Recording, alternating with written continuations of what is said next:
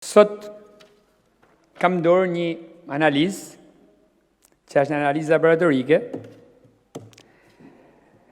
që është mostra për cilën kam marrë vetë në lumin Buna dhe është kryer në laborator mikrobiologjik. Është analizë laboratorike sipas standardit ISO 9308 e datës 14 maj, pra e sotme, rezultati i sotëm, dhe është firmos nga specialistët e teknik laboratorit. Rezultati është rënditës.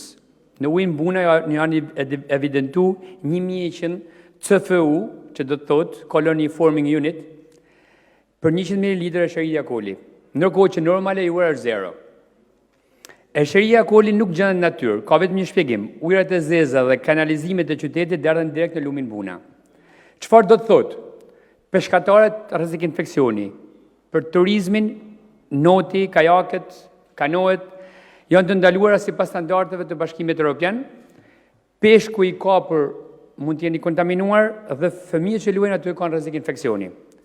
Shkodra ende nuk ka një implant funksional për trajtimin e ujërave të zeza dhe si pasojë sot nuk janë ma vetëm të dukshme me sy, po janë të dokumentuara dhe shkencërisht.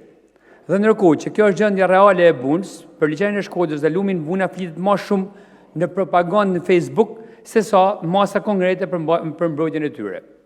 Ndërkohë, realitetin të rënd dhe raportet shkencore tregojnë një situatë gjithnjë më shqetësuese. Sot liçeni i Shkodrës dhe Buna po humbasin biodiversitetin e tyre me ritme alarmante. Në planin e menaxhimit të vitit 2012, pra 14 vite përpara, evidentoheshin rreth 58 lloje peshqish në këto ekosisteme. Ndërsa monitorimi më i fundit i realizuar nga Universiteti Ljubljanës ka vetëm 18 lloje peshqish ose specish.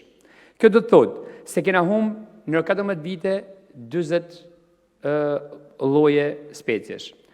Ky është një sinjal alarmi për gjendjen ekologjike të liçenit dhe të lumit Buna.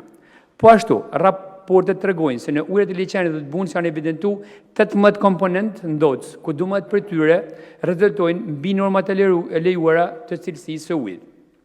Pra, kemi një ndotje serioze të ujrave me pasojë direkte për ekosistemin, për peshkatarët, për turizmin dhe për shëndetin publik. Bazeni i liçenit vazhdon për më mbush me mbetje plastike, me shkarkime të pakontrolluara dhe me degradim të habitateve natyrore. Në të njëjtën kohë, dhe kjo është shumë e rëndësishme, peshkimi i paligjshëm dhe gjuetia pa kriter vazhdojnë pothuajse pa kontroll. Pra, me generator, tani me inverter, që mbyt çdo gjallësë në perimetrin prej 1 metër katror ku ai realizohet, ku implementohet. Mungon monitorim serioz në terren, nuk zbatohet siç duhet memorandumi për mbrojtjen e liçenit dhe vazhdon të mungojë një strategji e qartë dhe afatgjatë për mbrojtjen e këtyre resurseve. Ndalimi sezonal i peshkimit është një masë e nevojshme, por nuk mund të përdoret si propagandë, ndërkohë që pjesën tjetër të vitit liçeni mbetet krejt pa mbrojtje reale. Nderuar kolegë, sot kërkoj ndërhyrje urgjente për ndalimin e ndotjes së liçenit të Shkodrës dhe lumit Buna, zbatim të plotë të planeve të menaxhimit dhe marrëveshjeve ekzistuese, si dhe përfshirje në universiteteve, ekspertëve dhe organizatave mjedisore në monitorimin dhe mbrojtjen e këtyre ekosistemeve. Kërkoj monitorim të vazhdueshëm shkencor dhe publikim transparent të dhënave mbi cilësinë e ujit dhe biodiversitetin. Liçeni i Shkodrës dhe Buna janë krenaria e Shkodrës, janë pasuni kombëtare, po janë edhe pasuri europiane. Ato nuk kanë nevojë për propagandë.